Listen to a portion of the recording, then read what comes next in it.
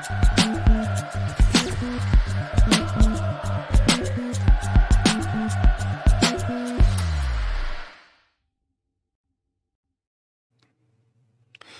everybody and welcome to the Royal Blue podcast. It is Tuesday and I'm your host Ian Croll, and today I'm joined by the Echo's Everton, well, what are you, Paul? Sport content editor, like the Evertonian. Well, I'm like Matt Jones, the Evertonian. Yeah, got on me the desk. Words mixed up there, Paul. It's like a bus. You haven't done a podcast for like months, and two come at once. Yeah. What do you like? Everything okay? Yeah, good. I had a few days off, like free weekend of Everton, so yeah, in a good mood. Right, I'll get me words right now. Our second guest is Luke Davies, EFC Jura, making his first appearance on the Royal Blue channel. Luke, how are things? You okay? Yeah, good. Thanks for having me on, first of all. But it was nice to have a little break from Everton. But I think, looking forward to having them back deep down, aren't we? Do you know what? You're absolutely spot on. I've literally just said to one of the guys out there, international football, it's just so draining, isn't it? Even with Everton being so poor and the league table looking a bit grim at this moment in time with everything else that is going on. I'm actually kind of looking forward to the game. Bournemouth coming up, two massive games coming up, Newcastle as well, 2 away games. So yeah, we are live, we are on YouTube, we are on Facebook, we are interactive, so please give us a like, give us a subscribe, leave us a comment, submit a question. I'll put those to the guys, and I'm sure they'll do the best to answer. And today's agenda, pretty straightforward really. Obviously the news yesterday that Nottingham Forest are going to appeal their points deduction. I'll also have the latest or a little bit on our hearing literally taking place now. There's not really much of an update, but we'll get that guy's opinions and we'll talk about it. There's also 777 latest.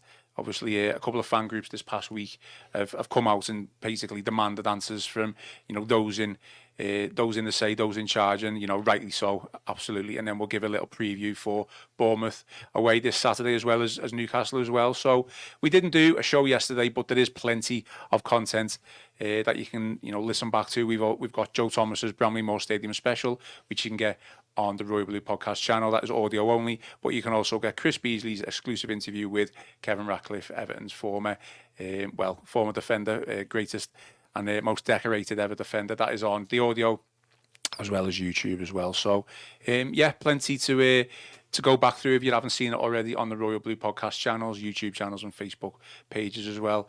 But we might as well get right into it. Paul, we'll start with you. News yesterday, obviously late really, that Nottingham Forest are going to appeal their decision for the 4-point deduction. What did you make of it? First of all, did you expect that to come in? Bit of both really, because obviously they were going to get docked 6 points originally, and then the commission took 2 points away to get 4, and I think you'd think that was a bit of a result, wouldn't you, considering that their breach was far higher than Everton's in terms of the loss that they made by PSR ruling. So you did wonder if that they just take the medicine and that'd be that. But maybe they've looked at it in the fact that Everton had a successful appeal, and you wonder if they cited Everton in the original case, didn't they? Really, you wonder if they'll cite us again in the fact that we got some points back from our first breach. So yeah, bit of both really. It's probably, it's probably worth a shot, isn't it, from Forest's point of view. Hope they don't win. I know that sounds really sad to say, because that's what football's become at the moment, hasn't it? We're depending on other clubs getting points deductions and whatnot. We discussed on Friday's podcast, didn't we? But yeah, a bit of both really. I thought they may have just said, you know what, we'll take that. We know what we've got to do now for the rest of the season. But it's probably worth a shot, because Everton have proven that the first points deduction that they got was not right at all. Yeah, absolutely. Luke, just from a younger Everton generation's point of view, what have you made of this whole debacle? It's not just football nowadays that decides things. It's spreadsheets, it's legal hearings, it's everything else that we don't want to be talking about. It's a bit of a shambles, isn't it? It is a bit of a shambles, and I think at times you sort of, it's like being a politician, trying to understand all the commissions and everything that's going on. Yeah.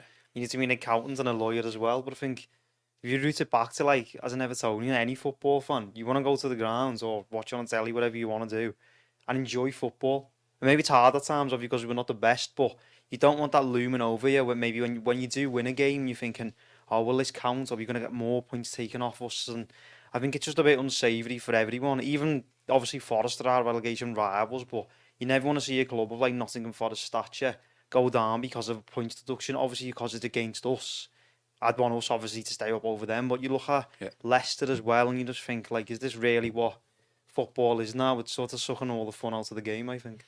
Great point there, Paul, because I had a conversation yesterday on the phone with a fellow Blue, and we were talking about like these 50-page documents that the Premier League releases every time there's a decision, and I just think how you can read through the whole of that document and to try and articulate everything that has been said. You know, I certainly can't do it. And, you know, you're obviously, people are probably smarter than me who do the exact same thing, and they're managing to get the key points out there. And sometimes it can take days for these points to come out, can't it? You might get the first couple of instances of, oh, well, this is what was said. And then a couple of days later, you might get another line. It's like, well, that's controversial. That's ridiculous.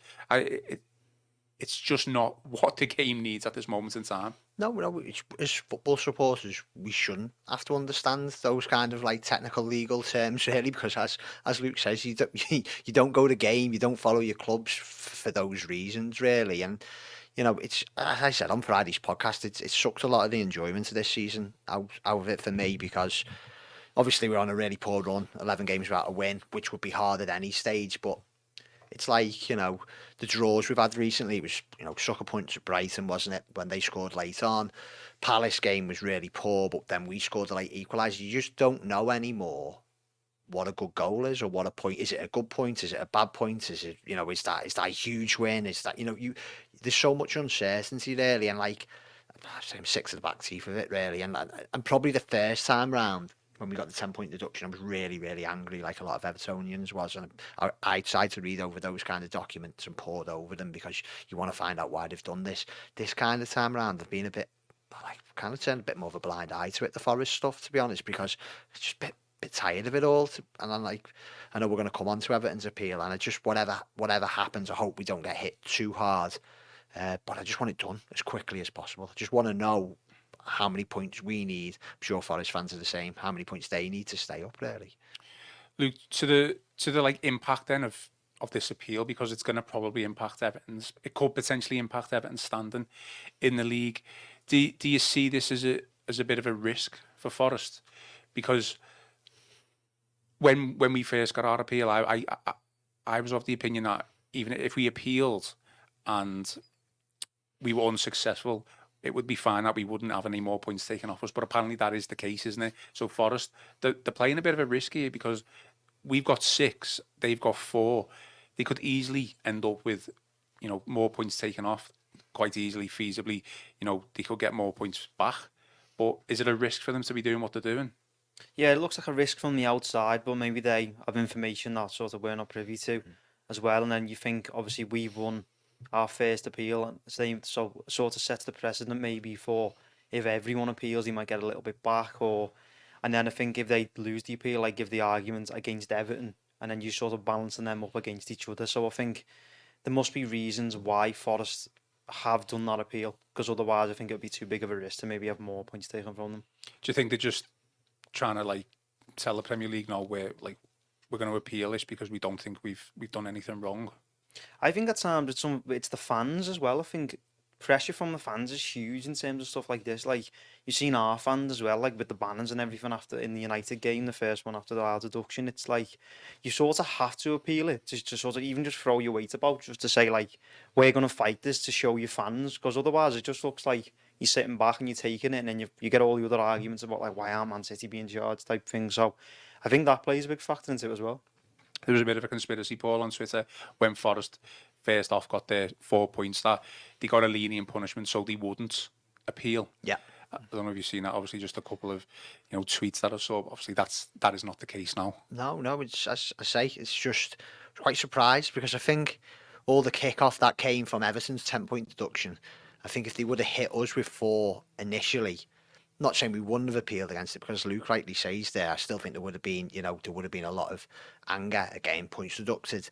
I just wonder if everything that would have followed, if you know what I mean, because I think they made a rod for their own back, didn't they, the Premier League, by going so high so soon at 10, and the fact that we managed to get them to climb a new commission to climb down 4 points. I can actually understand where Forest come from.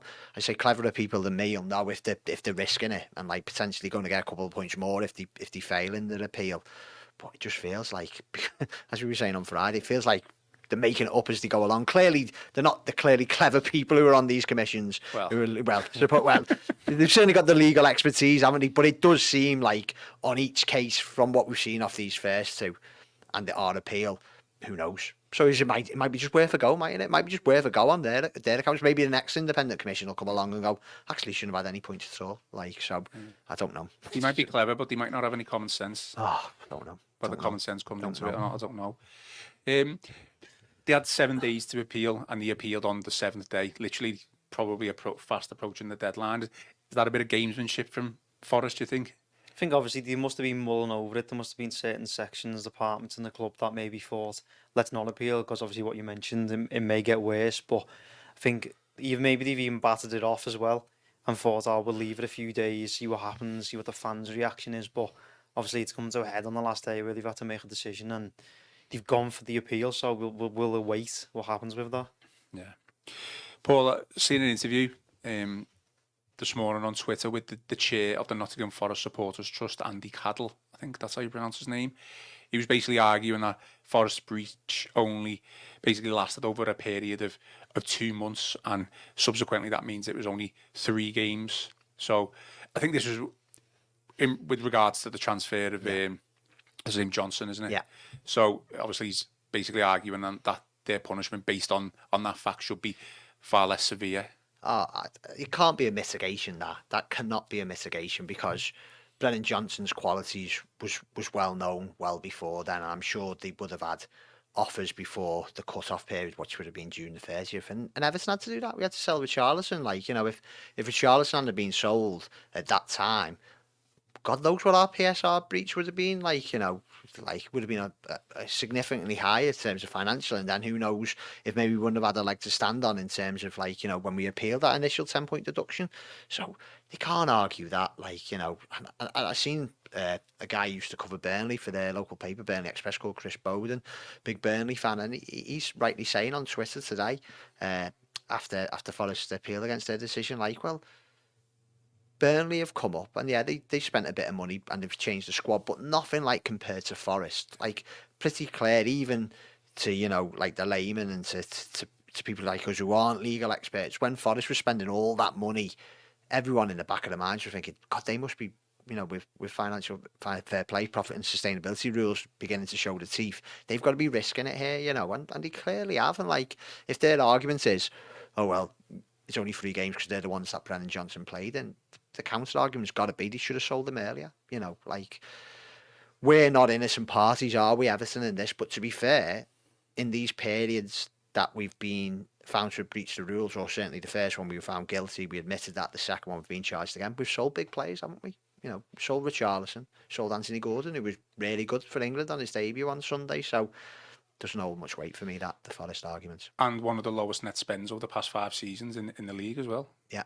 Oh well, like, yeah, no one can argue that over the years we've wasted a fair bit of money. Certainly, you know, you're probably talking 4 or 5 years ago, maybe 6 years ago now, aren't you? But like in recent years, like, we've seen it, haven't we? We've seen our best players leave, and the players we have brought in have either, like, say, someone like Beto, where we're paying for in the future, or maybe you get players as good as Onana, but someone who's, again, one for the future, isn't he? You know, with the days of us buying Rodriguez or 25 million for Decore are long gone, aren't they?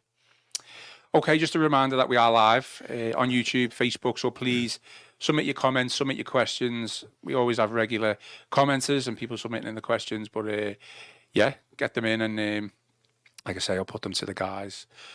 So Luke, you know, as we speak now, you know, Everton's here and is taking place. It actually gives me dread and anxiety to think about what's being said. But just, what is your gut feeling over this second breach and what's going to come out of it?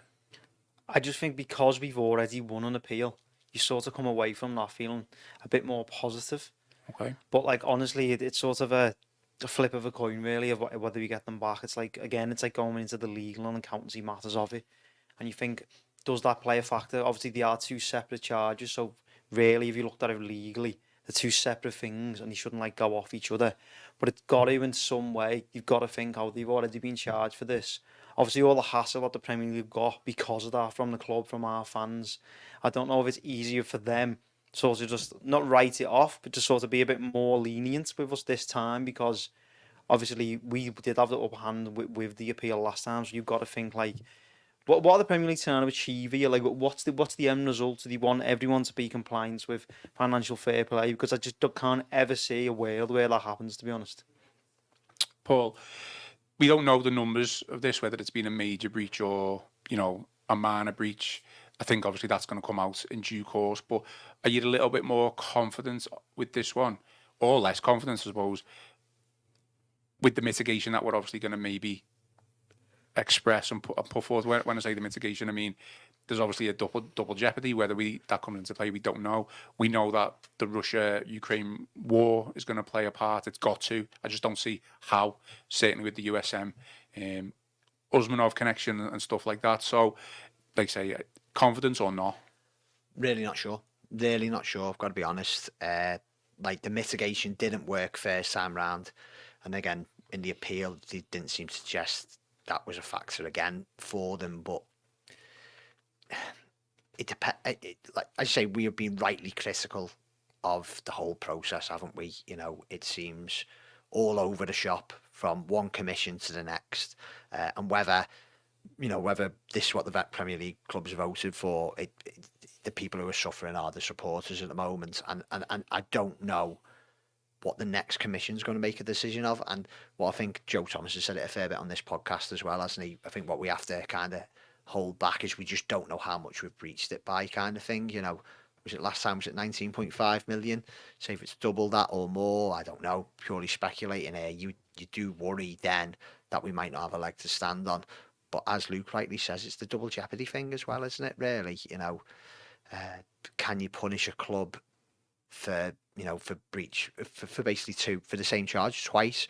But I think what they tried to argue last time, there was a positive trend, wasn't there?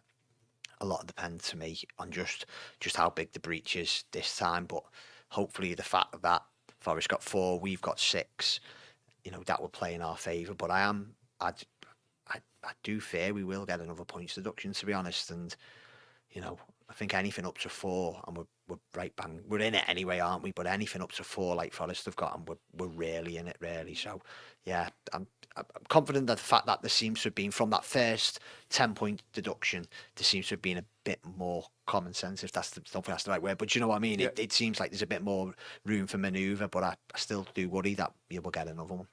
Yeah, my concern is just that, like, before Forest got their points deductions, I was thinking they've got to get the same, if not more, and then they don't. And then it's kind of like, well, where does that leave Everton? How is that fair? I mean, we've been through all this. But Luke, we've got a question here from a regular contributor. So Wheel Lucas, I'll read it out for you.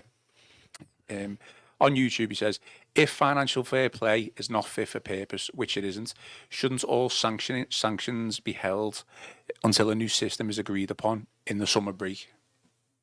I think it clearly doesn't work. It clearly benefits clubs that bring in a lot more money. Hence Man City, Man United, Liverpool, them type of clubs, than your traditional clubs like Forest, Everton, even Villa to an extent. Villa are really on sort of the precipice of where they can push on their top 4, top 5 now, but they can't spend money, and they might even have to sell some of their best players. So it's sort of creating a bit of an elite club.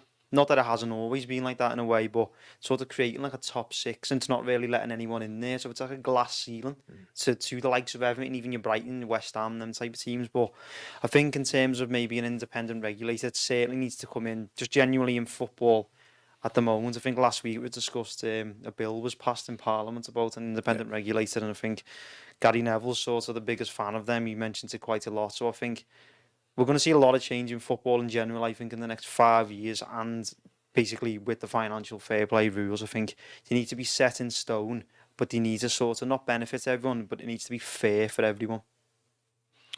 I mean, we've talked about this, Paul, haven't we? But because of Forest's appeal decision now, this is just going to lead to the league not being finished on the date that it's meant to be finished, isn't it? The only way I can see it now, because obviously Forest are further ahead in the process, aren't they? But this appeal's going to knock it back. Yeah.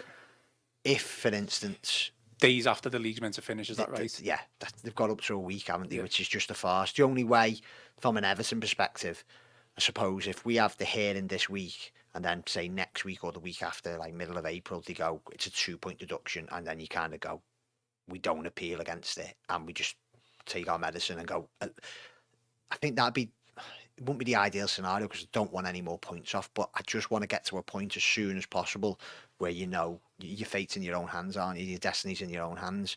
So, yeah, if we get to the situation where at the last week of the season, Everton and Forest are appealing against their points deduction, and both clubs don't know, it's bringing the league into disrepute. It's imagine if they're like a point in between each other. And it's... Yeah, but I'm pretty sure, unless we really pick up form, we're going to go into the last couple of games, aren't we? Yeah. In danger, really. And like it will make it a farce. And like the thing is, it's not good for the products, like all the big TV companies. It could be about Liverpool, Man City, and Arsenal going for the title, and then how can you have a relegation last day decided or stuff like that, like last season? Because you could have two teams who could go down or stay up a week later. It's just it needs to be sorted well before then. But I've got no faith it will be. Or can they? I mean, they're not going to, are they? But can they delay it and just push things to the summer? And then if Everton were to get the points deduction, the second one, that points deduction would go to next season. Would that be a gamble, even in itself, to take? I suppose, but then, as Luke said earlier, you got Leicester, haven't you? Yeah. Leicester, there's a good chance they'll come back up, and there's a possibility they'll start next season, or even in the Championship with a points deduction kind of thing. So it doesn't seem fair that they've pushed. But the other clubs may have argued like Everton's first points deduction should be in last season. I get that, but it doesn't seem fair that we're the test case who are going to have potentially two, and then you've got Leicester who've also being found guilty of breaking financial rules last season, but their point deduction is going to be next season. It's just all over the shop, really. It's all over the shop. We'll keep your questions coming in. Luke, we've got one here from Simon C, who's a regular commentator, yeah, whatever. He says, I'm looking forward to a day when we don't talk about PSR or the ownership situation, which unfortunately we are going to come on to. He said, it's soul destroying what is happening to the club. Interesting point here, and I don't know whether you agree. He says 15 points from the final 10 games is enough for safety. Do you think that's right? Goes back again to if we get deducted again, or Forest win their appeal type thing. But I think even less. I think 2-3 wins possibly. I think Luton are starting to run out of steam a little bit. They go ahead in games, they play well, but you concede a lot of goals. You can concede 4 against Bournemouth, 2-3 against Newcastle away. Like you can't get at them, and I think they're due a trouncing soon. I think someone will really batter Luton, but I think Forest is the ones for us that you've got to watch out for. They do have attacking quality, Langham, Gibbs, White and Wanyi. Them type of players, you'd probably say they'd all get in our team. Well, I would anyway, but I think that there does have to come a time where we're speaking about Everton on the pitch and who you want to pick this week rather than, we're 7-7-7 going to be completed this week, or what's happening in PSR. It's just, I think people try and tune out from their daily lives at times with football and with sport, and I think at this season it's probably been more stressful following Everton than just normal working days. So I think we need to get back to the root of that. It is a sport, obviously it is a business, but it's a sport people go to enjoy. And I think this summer the more there has to be changes, I think, across the board in football, and the sooner that happens the better, and we can all get back to just maybe not even enjoying, but enjoying watching football, going to the pub, talking about, what you see that goal, what you reckon on. Even VAR, I'd rather speak about VAR than PSR, to be honest. And that's saying something, isn't it? So VAR probably be a bit easier, wouldn't it, to talk about? Another question from Emma EFC. Matches being decided in Stockley Park, league positions decided in someone's office after the season finishes. Best league in the world, apparently. I mean, it's true, isn't it? Yeah, it is. 100%. It's crazy. 100%. Well, we're going to come on to football and matters because we do. It's international break, but football will return properly Saturday. And even though Everton are poor, we will. See the way I just said poor, I could have said a lot more. Things there. It will be good to talk about. But we'll talk about the takeover, and the news, or some of the reports coming out the past couple of days. So supporters are basically called for answers from Farhad Moshiri, 777 partners and the Premier League, Paul. We'll come on to that, but just Moshiri's silence is just so annoying, isn't it? I mean, he never really communicated well anyway, but it's just like he almost just doesn't care, which he doesn't, obviously. No, but again, maybe Joe or Chris, who's not with us today, are telling me better. But to me, all the indications that he's done, isn't he? Really now in terms of like financing the club and the interest in the club. And if that's not the case, if that's wrong, he probably should communicate where we're up to with this. Because what is it, 6 months now since they were quite chatty at the start, weren't they? You know, Moshiri was quoted on the statement when he said that he agreed the sale to 777, and obviously 777, if you're a season ticket holder, got an email from them, didn't they? They were very chatty at the start, but it's gone very quiet since. And like in that silence, let's face it, there's been a lot of articles that have filled it, and it doesn't fill you with like loads of confidence about them. There's potential owners for this club. Got to be honest, I'm really torn between the deal falling apart and what that would mean Everton financially, because if Moshiri has said that's enough, then that's a very worrying situation to be in, because then we're hoping, if not a white knight comes forward, you know, you're going to need someone to help finance the club, because it's clear at the moment 777 are doing that. But yeah, we need an update. Like the Premier League, let's face it, for most of us, a lot of the time this season, they've been the bad guys for us, and can't argue with that over the 10-point deduction, how bad that was handled. But I'm pretty sure they're not doing this to part, like, you know, make it worse for Evertonians. They're probably asking questions that need to be asked, and I imagine it's around how 777 are going to finance this club, not just for the rest of the season, but going forward. And we need an update, because it's just another thing, as Luke said, like, oh God, it's not about the football anymore, is it, for us? If it's not points deductions, it's about who's going to own the club and things like that. But it's going on a long time, this now, isn't it? It feels like we need to know, if not either way, just where we're up to with it. Luke, there's obviously been a lot of, I'm sure you've read it all the negative reports regarding 777 and, you know, everything that they've done in the past in football, and, you know, what they're doing now and stuff like that. But they're the main, you know, they're the ones who are in pole position, you probably say, to take over the club. So what is the beneficial situation in your opinion? You know, is it them coming in and hopefully steadying the ship? Is it them being knocked back? Moshiri maybe coming back in, taking over the run of the club, or, you know, another prospective owner coming in? I think, to be honest, the longer it goes on, it does make you question that there has to be issues there. If it goes on for this long, like if anything takes 6 months to be done, there has to be issues there. You hear all the stories from different clubs like Genoa, Standard Liège, Sevilla, and then there's a Brazilian club as well. You think all of them teams, I don't know if it's just a coincidence, but they've took a dip in form. There's issues around like payments for training grounds, allegedly with Genoa, I think.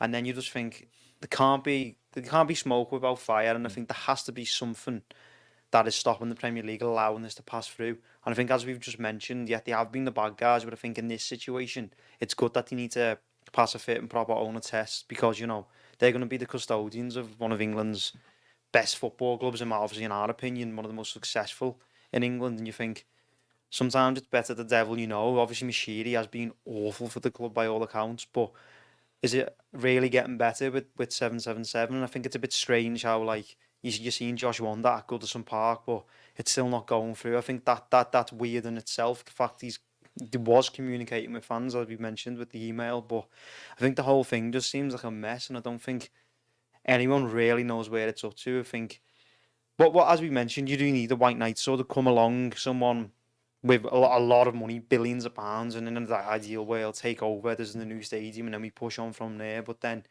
if you're looking at like the areas of the world where then people are coming from, you're going back to like Saudi Arabia, them type of places, and then you've got the other sort of the model issues that we see with Newcastle United and their ownership, and it's like, if that'd be an issue. So it's sort of, I don't know, your hands are tied in a way. I don't really know the answer, and I wouldn't want to be the person deciding the answer, to be honest, either. Is there like a wall in the way here, Paul? I don't know what's the best way to describe it, but Everton have got so many things going on. This takeover, the Premier League are involved in that. We've got the points deduction process and the hearing. Are they locking horns and everything is being delayed, or do you think it's just a separate process, separate avenues itself? So no, like, got no sympathy for the Premier League, but like, yeah, bet Everton are giving them a big headache there, Leeds. Yeah. You know, the points deduction is worrying because of the position we're in the table, and we could get relegated. But my concern is if Everton was to get relegated, that would be like have huge ramifications, like financially, wouldn't it? Because the drop is massive. But the bigger issue is the ownership of the club. You know, there's no getting away from that, and like it's probably not been pushed into the background, and there's probably not been like protests as much against like 777 or I know the FAB, the Fan Advisory Board this week have put out a statement, and I think it was timely. You know, there hasn't been as much focus on that lately because I think Evertonians, a lot of people probably don't want 777, but they're worried about what the other prospect is, really, because we don't know, do we? Because we don't know, because if Moshiri is that's it, you know, what happens then? Who is going to fund the club immediately? Unless, I know we hear kind of things, don't we? You know, like Dave Powell or the like Echoes or Reach PLC's Business of Football reporters said in the past, he believes there are other people waiting in the wings, but that's yet to be seen, isn't it? And it's whether at this stage they want to buy the football club for what maybe 7-7 agreed for. So there's just so much uncertainty around it, but we deserve better, really. We deserve better. You know, we shouldn't be in this bigger limbo as supporters, and the only person who can give us answers really is the owner, and that's been the case for many years now. Well, as you mentioned, the other parties, we literally don't know. I mean, Mike on YouTube has said, "Do you think MSP have abandoned their interest completely, or might be they waiting in the wings?" We just don't know, do we? From what I've read, my understanding, the other party is an American consortium. MSP are American, so if you put two and two together, but you just don't know, do you? They were on the verge, as far as we know, of agreeing a deal with Moshiri, and then obviously that deal probably didn't benefit Moshiri as what he would have liked, hence why 777 came in. So the Everton Fan Advisory Board, Luke, basically this week have written to three of the stakeholders who have a major impact on the next steps of Everton Football Club. So obviously Moshiri, 777, Premier League, is that right? Once again, Everton fans taking responsibility for the club and making sure that, everything is meant to be run as smoothly as possible. We don't know if they're going to get any answers. But again, once again, Everton fans taking responsibility. Yeah, I think the fans as a whole need to be commended. They support the team week in, week out, always have done, probably always will do, no matter how good we are on or off the pitch. But I think an issue that you've got, like when the fans, like the Fan Advisory Board, are asking questions, it's like we don't really have a board in place to give the long-term answers. I think in business and sport, you always need the long-term. You look at the successful club, Man City, Real Madrid, they're always thinking 5 or 10 years down the line. And with Everton at the moment, you don't know what's going to happen in a month or 2 months. Are we going to be in the division next season? With the stadium, are we going to be there? Is it going to be pushed back? You've got obviously the ownership talk that we've just had. It's like you don't know what's going to happen from day to day with Everton, and something could come up or a decision will be made by someone and it completely changes the trajectory of the football club. So I think we need to smooth everything out. Obviously, it should be commended that the fans are being involved and are questioning, but I just don't think Everton as a club are in the place to give the answers that we want, to be honest. Okay, well, the Everton Fan Advisory Board, I think Everton writer Chris Beasley did an article on this, didn't he, yesterday? So he basically published that the Fan Advisory Board are going to publish the correspondence to those three parties tomorrow. So it'll be interesting to see what was said. And they're also hosting an online supporter engagement meeting on Wednesday at 7 p.m. So anyone who's interested in that, go to the Echo website, find the article, and you'll be able to find some information on that. There's plenty of comments coming in with regards to 777. We know the negative press that they've had and the reports, and we just don't know literally when this is going to end. But I know I'm going to end talking about all that. I'm going to talk about football right now. We've been going for just under 40 minutes, so I feel let's finish off the stream and the podcast talking about football and whether we can deem it to be positive or not. I don't know. But Paul, we're just going to go now into a crucial period. This is literally what they say is the business end of the season at the end of the day, isn't it? Returning back from the international break, 2 massive away games. I don't know whether that's a good thing, away games. It seemingly is, because we struggle at Goodison Park. So Bournemouth and Newcastle up next. Yeah. I do feel for Sean Dyche and the players, like, because I don't care what you say, all this stuff that we've been talking about on the podcast so far has got to kind of not play on the minds, but it's got to seep into like Finch Farm, hasn't it? There's certainly the points deduction. You know, as long as the players are getting paid, they can focus on the football side of things. The takeover shouldn't really bother them too much, but the points deduction, I can imagine for a long time, has played on the mind. So while I do have a sympathy for that, they need to get down to business now, don't they? Really, you know. 11 games without a win is nowhere near good enough. I know there were certain games in that where we deserved to win or should have won, and maybe Sean Dyche has a point at certain times. The performance was better than maybe that 11 game winless run suggests, but we need to start picking up points now, because I agree with, like Luke said earlier, 5 wins, even with a points deduction, I think should do it. But 5 wins from 10 games, be some going for a team who's, you know, who's in the bottom 5, albeit, you know, probably one who should be a bit higher up if it hadn't been for those 6 points taken away from us. Bournemouth and Newcastle, massive, isn't it? You know, we said before we started, not got really happy memories of Bournemouth, but to me, of the away games, that's the game. That's one we have to target. You know, Chelsea away after that, really tough, and Newcastle, who we were saying earlier on the desk. I think that's going to be a really difficult evening, because definitely a bit of rivalry, isn't it, between Newcastle and Everton fans? You know, throwing the Pickford fingers, and we really rubbed the noses in it, didn't we? At Goodison earlier this year, it was absolutely brilliant, beating them 3-0, absolutely brilliant with all 3 late goals. Feels like years ago. That It feels like years ago, but I think they'll be up for it, won't they, that night? I think Newcastle players will be up for it. I think the fans will be up for it, and I think we're going to be in for a really tough night there. So I think Bournemouth for me is massive. I think we've got to go and get something there, because the other away games after that, Newcastle have just said Chelsea will be hard, Arsenal away, and there's probably one other, isn't there, in there, maybe 2 other away games. But I know the home games are winnable, but they're all going to be huge games, aren't there? There's going to be a lot of pressure on them because the other teams are down there with us. So I think Bournemouth for me it's a really big game. Bournemouth did us a bit of a favour, didn't they, the other week against Luton? Did you watch that game? I did, yeah. To be honest, I was watching it behind the sofa, to be honest. Like, but then, you know, they come back 4-3 in the end. So they're a bit of a strange side, Bournemouth. It's kind of, I don't know if it's too early to say a team are on the beach, but they're very inconsistent. They've got a few standout players. Obviously, Solanke, I think Semenyu's a good player as well, but they don't like strike fear into me. They're not like you going to St James's Park with Newcastle. You've got everything surrounding it. The record isn't great of late there, even though it used to be quite good. But you think at Bournemouth, we've only won 1 game, that was in the FA Cup since they come up. I think it was 2014-15. And you just think, oh, why can we not win a game there? But I think it's the perfect time to sort of change that record. It's not an intimidating place to go either.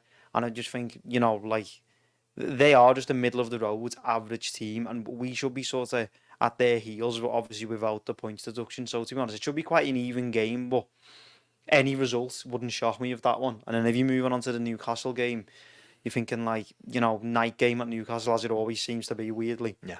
Like, brings back some good memories of like Tom Cleverley scoring on Boxing Day, and then you beat them under Ancelotti and Calvert-Lewin scored. But then we had some awful games like the last season. I think last season we didn't even have a shot on target in the game, and it was just like a bit of a dead game at times. So I don't know what you expect. If you're looking at how many points you think, would you take 2 points, 2 draws? But then again, it's going back to, if there's a deduction, it's like getting beat twice if you have 2 more points taken off. So, you know, let's hope for 4 points would be fantastic. Even 3 points, 1 win. But to be honest, the hard games to predict. I was going to ask you that. What would you say? What would it be the minimum for the next 2? So 3 or 4. But have you been impressed with Bournemouth's manager? He kind of, I wouldn't say he's taken on to like another level, but he's kind of like thrust them away from any relegation trouble. They've never really been in any danger this season of that. I mean, obviously, you know, things can change, but you know, they're not in a relegation battle, are they? No, and I think earlier on in the season when he did come to Goodison and we beat them 3-0, they were, I think they were bottom at that point. I think they were really like looking like sort of down the battle of going down, but they put that run together. They've really improved, and I think obviously since Iraola's come in, he's really like sort of implemented his style.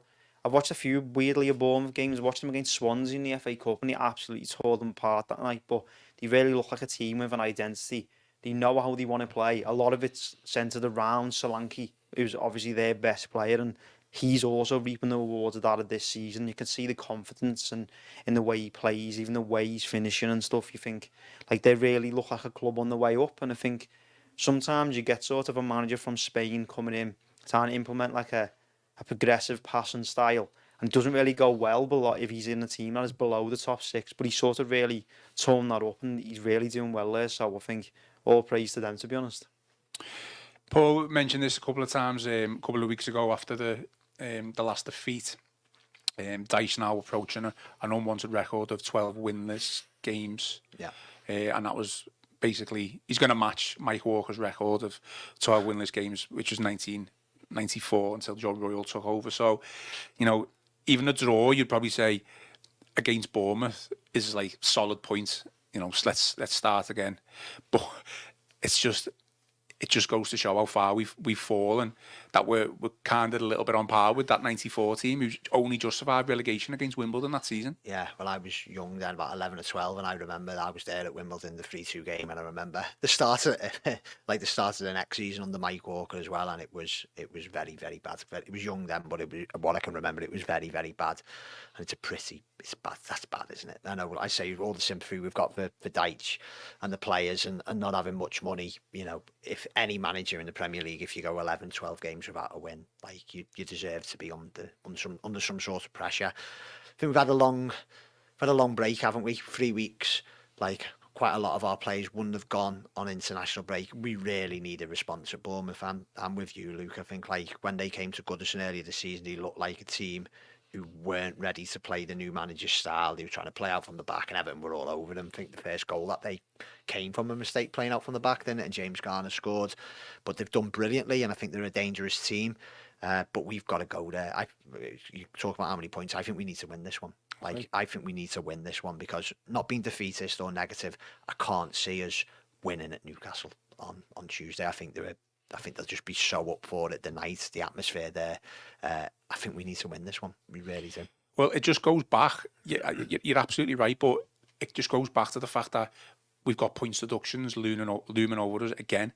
So, you know, if we say pick up 4 points as a realistic minimum, if that's what you want to call it, we could limit, you know, any potential damages of points deduction. So we got 4 of the next 2, then even if we got another 6 taken off us, at least there's 2 points that make the difference. I mean, the biggest thing probably over the weekend, obviously we need to do our job, but it's the other fixtures as well, isn't it? Let's face it. If we just read them out and then just obviously chat about it, because, you know, Burnley are probably still thinking they've got a chance. So Chelsea are home to Burnley, Forest are home to Palace, Brentford are home to United, and then Luton are away to Spurs. So, to be fair, all those teams, they've got tough opposition over the weekend. Yeah, you'd think, obviously, we probably have not been maybe the easiest fixture out of them. You think, like, is it Brentford against Man United? You think it depends on what Man United turn up on that night, that ground, you know. Like, it's one of them. It's a type of game where United fall apart, but then again, it's another day, United could win 2-3-0, and it could be comfortable. But I think Brentford have got enough quality in the team. Obviously, with Tony, he's a player that can sort of, like, have a snapshot and win the game on his own. I think they'll be okay. It's not. I don't really look at them as sort of our rivals, even though they are obviously close in the table. But and then you look at like Forest against Palace. I think that's a massive game. Obviously, Palace have improved of late since Glasnow's come in, but they're another team away from home. We've seen at Goodison, they don't really try and win the game, to be honest. And I think Forest at home are a lot better than they are away from home. And I think they'll be looking at that, obviously, with everything happening off the pitch, they'll be looking at that game as a real opportunity for 3 points as well. And then you think Chelsea, Burnley, you know, Burnley is still a bit of a way away, but you think Chelsea should be beating them there, but it depends on what Chelsea turn up. And then who's the Luton? Spurs, Luton, so... Hit and miss Spurs as well sometimes, aren't they? Yeah. They are hit and miss, yeah. Like beat Villa away, I think it was 4-0, and then get beat the next week or have poor results. And I think you'd expect Spurs to win that game, but it wouldn't shock me at all if Luton turned up, similar to the way they did against Bournemouth and Newcastle, and did score a few goals. And, you know, Spurs are susceptible to conceding quite a few as well. Forest, the key one out of all them, or is it still Luton and Forest? Luton for me, because I think this is Tottenham and on Saturday, and I'm sure it's Arsenal in midweek. And we were looking from a Liverpool's perspective to talk about a story to do on the desk about Liverpool at the moment as City's fixtures, and City, they've got to go to City soon as well, kind of thing. I think if we can get as many points clear as Luton, is it 4 or 5 at the moment, is it? 4. If we could beat Brentford and it'd be 7, and they were to lose to, say if we were to lose to Newcastle, and it could be 7 going into that Burnley game, that would be huge for me because I think they're the team we've still. And then if we beat Burnley, whatever Burnley do over these next couple of games, I think if we can beat Burnley, even with another points deduction, I think it might be a bit difficult for them to catch us.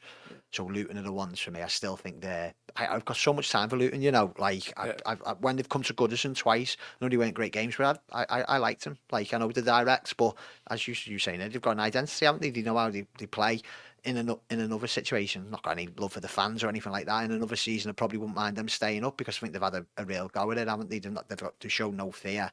They've been a lot more exciting than us. To be fair, whenever their games on the TV, they have a go. Whereas sometimes us, like the Palace game, like at home, we just don't have a go, do we? So I've got a bit of respect for what their manager's done, but I still think they're the ones we've got to finish above. I think even with Forest with the points deduction. As you say, they've only got 1 points deduction. Who knows? They might get some back, and I still think, like you were saying, the players they've got earlier, I still think they've got enough to stay up, even with the points deduction. I think we've got to finish above Luton. Well, there's just goals in any of the games, isn't it? Usually, like whether it's for or against, because I remember the Chelsea game, they were getting beat and then they came back. Scored like 2, didn't he? Late on, like last 10 minutes. Villa getting beat, came back, still lost the game, I think, if I remember rightly. But I mean, this is really good. We're getting loads of questions on the game, which is exactly what we want. So I'll come on to those comments and questions in a minute. But are you saying minimum 3 or minimum 4 that we've got to get from the next 2? Minimum 3, just because I'll say it again. I don't want to be defeatist. I think, oh God, hey, I'll take 3 wherever. Lose at Bournemouth, beat Newcastle. That's fine by me. I just think, realistically, I know Newcastle aren't having a great season, but I think they'll be too strong for us on that night. I just think with the atmosphere, if it was a Saturday 3 o'clock, maybe, but I think after what happened at Goodison, night game, I'm not consigning myself to a defeat, but I'm just trying to be realistic there. I think being 3, if we got 3 out of these 2, I'd be made up. And they've been poor, Newcastle, haven't they? So they probably want to, try and finish the season strongly now, because they've got nothing else to play for, have they? Cool. Okay, we'll do the comments now and then we'll finish off on predictions for both of the games. This is the best question of the podcast, by the way. Emma EFC. Who starts at right back? Interesting one, considering what happened with obviously Dyche and Patterson, isn't it? With the slap incidents. I know, but I don't mind that in a team. I think I'd rather someone react and show a bit of fight. And obviously he's been out of favour with the manager. Maybe that incident sort of pushes him on and thinks, I'm going to prove you wrong in like a weird way. But I don't mind Patterson. I when I watch him, I think, he's a young player. I think sometimes at Everton we forget. The same with Onana. They're like 20, 22 years of age. It's young. But I think, Patterson offers a lot more going forward. Godfrey at times looks great because he's making up for his poor positional sense or his own mistake. I think how many last line of defence clearances does he make? But half the time it's because he was out of position in the first place. But I think I'd go with Patterson, to be honest. I think he deserves another chance. And I think going forward, obviously, as we mentioned, we're looking to win that game. I think his crossing's a lot better, and I think just he offers another outlet going forward than Godfrey doesn't, who's traditionally a centre-half. So I think, Patterson. The fullback situation is one that, where even the left fullback situation for me is one that Everton really struggle with, because we've been spoilt in the past, haven't we, with our fullbacks? Obviously, talk about Leighton Baines and the partnership with Pienaar, Coleman, and maybe the partnership with a couple, Arteta, Delafeu, whoever's played on the right. Modern day football, fullbacks are so important going forward, but Dyche just seems to be stuck on making sure that fullback position is, that player is a defensive minded player, and it's impacting us going forward. Yeah, and I think Mikolenko's benefited from that. Like, to be fair, I think he's been one of our best players this season, Mikolenko. I think he's got better going forward, but defensively he's been really sound. Yeah. And I think you're right. I think he benefits from Dyche being defending first more than attacking fullback first. Like, Mikolenko's not a left wing back, he's a left back, isn't he? And he's a good one at that. Right back, that's a tricky one. Like, it can't be Godfrey, surely. No. I know Godfrey's done well, but no, just not for me. Injuries dependent, we don't know what's going to happen, do we? But Patterson, I've got my doubts, I've got to be honest, because I think defensively sometimes that ball goes over his shoulder, and I do worry. I just think Patterson would, I know this would be great to say, but if we had no points deduction, say if we've passed PSR twice, Patterson would be playing every week, because there's less pressure, and he probably could make mistakes and we'd be all right, and I think the tough thing for Patterson, since he's come to the club, it's been a relegation fight all the way, and I'm not quite sure he's just there. And it's crazy to say, but I still think he's our best fullback, and that's Seamus Coleman. I really do. I know. I think that's credit to him that he's still our best fullback, and it's probably a bad thing because we've never brought in a proper replacement who's ready to replace him. Maybe Patterson could do it, but I just think at the moment, with points so crucial, I'd be going for Coleman. Simon C on YouTube, Lucas said, if we get positive results in our home games against Burnley, Forest, Brentford and Sheffield United, we should be safe. That's my hope. I mean, the teams that he just listed off there, they're all home games. Any other season, you would fully expect Everton to get maximum points from that. So it's really like we should be winning all those games.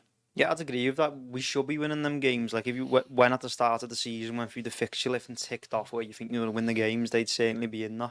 But I think so would Luton, Fulham and Wolves at home as well, and Crystal Palace, and can go on and on. Yeah. So I think obviously the away record's a lot better, and a game like Bournemouth is the type of game maybe that we have previously won, like similar to the Forest, Burnley games like that. So, but I think it depends on their situations as well. If Brentford pick up a few results and they're kind of mid-table, maybe they might take their foot off the gas a bit, and then that's a decent result for us. Obviously beat them away from home this season. It's obviously, I think Burnley, maybe by the point we play them, they lose a few more games, they could be caught adrift. That's another one. It depends like whether they're going to come back fighting or not. You would expect to win them games, but I think in typical Everton fashion, there will be a few poor results in there, but hopefully there'll be enough away from home that will be okay. Mark Smith on YouTube, Paul, said Holla from Bogota, Colombia. Ah, hello. A listener from Colombia. Wow. Nice to hear you. Okay, so Mike on YouTube says, Bournemouth away suits us on paper. Think it will be similar to the Fulham Brighton away performance. Just got to find a way to get the ball over the line this time. The Brighton game was so frustrating, wasn't it? Yeah. I mean, the Fulham game, I was happy. I was okay with the draw because I remember the injuries that we had and like how depleted the team, not just the squad, the actual 11 was.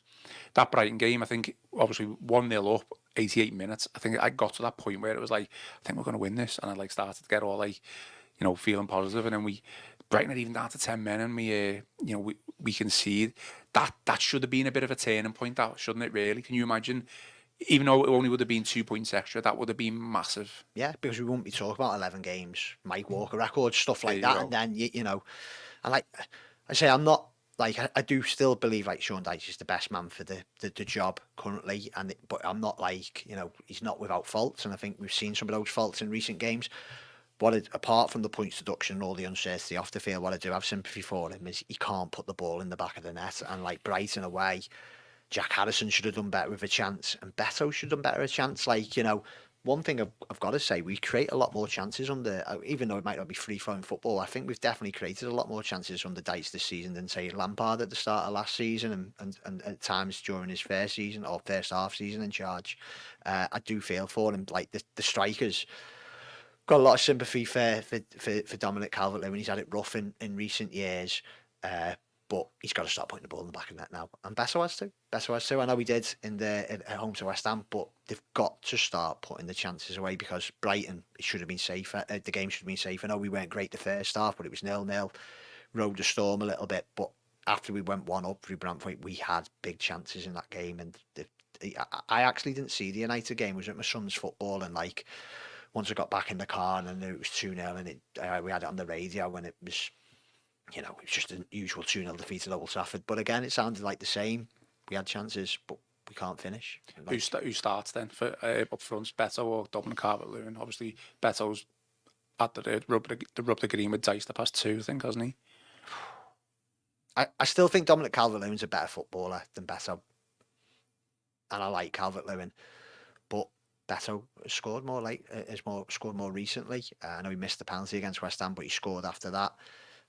It might be time to keep with him. That's nothing against Calvert-Lewin, but if you're 20 games without a goal, something's got to give, hasn't it, at some point? And if you're better, you want to run. So I think I'd be half tempted to start with him. What would you do? What would you go with? I think I'd stick with Calvert-Lewin. I think obviously he's in the rut. He hadn't scored since like October 29th, something like that. I think so. Yeah. I think the only way to break it is to be on the pitch and score a goal. And I think hopefully it comes like London buses in the end. If he scores 1, he scores 2, and we're all going home happy that we've won 2-0 against Bournemouth. But back to reality, I think he'll stick with Beto. I think Dyche will stick with Beto. I think he likes that robust centre forward. You see it with his time with Burnley, rough the defenders up. I think Bournemouth aren't the type of team, not really a team of fighters as well. So I think Beto may be preferred from the start, but I would like, if the game is like level, let's say on 60 minutes, I would like to see Calvert-Lewin introduced, and even other players like Dobbin and Chimity. I think when Dobbin comes on, he always looks promising. I think when he comes on, he's always trying to put a fire out, and he's about 20 years of age, rather than coming on when we're 2-0 up and he can properly have a good go. I think Chimity as well, he's sort of stuck in between the levels. I think when I've watched him through on the 21s, he looks a lot better than people are saying age hasn't. But then obviously when he makes that step up, it's sort of certain finishes that at times his decision maker could be better. But yeah, to answer the question, I'd go with Calvert-Lewin, but I think the manager will go with Beto. Yeah, I agree. I think I agree with both of that, and I just think I was a bit disappointed, despite Calvert-Lewin obviously not scoring in so many games, that he did swap it round, because Doucouré was out for so many months, and that's kind of where we dropped off a little bit. The plan A was Doucouré and Calvert-Lewin, getting them, playing in some sort of a rhythm. Doucouré hasn't been anywhere near the level that he was at the beginning, and of the season and in December. I feel like if those two would be able to play together, get that plan A back on track, and see where we go from there. But he took Calvert-Lewin out the team, and I know Beto scored. But I agree with you that I think he's the more technical, better. I think he's the more dangerous player as well. But there's obviously the argument there as well for Beto to be given a chance. We will see what happens. Some fantastic positive comment from the Blues here. Blues YouTube channel, regular commenter. Can't see us winning either match. Said we haven't done the double or the league double over the team for multiple years, and beating Bournemouth would enable us to do that. Yeah. No points. It's a good point. Sad, but good points. Okay, well, we'll finish off with predictions for both games then. We're literally just under an hour, or literally just gone over the hour now. So, Luke, start with you for predictions. Should we be doing heads and hearts, or are we just doing heads? I think whatever. I can't see us scoring more than like 2 goals, so I think I'm going to go for a 1-1 at Bournemouth, and I think I'm going to go for a boring 0-0 at Newcastle. Okay. My head's saying a point, but I can't say that. I'm going to go 2-1 at Bournemouth.